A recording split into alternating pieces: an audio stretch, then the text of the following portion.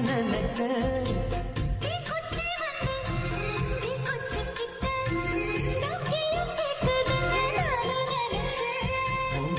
குழி முத்தம் வச்ச என்ன நினைச்ச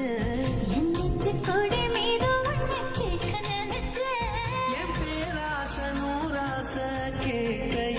அடித்தேன் மல்லி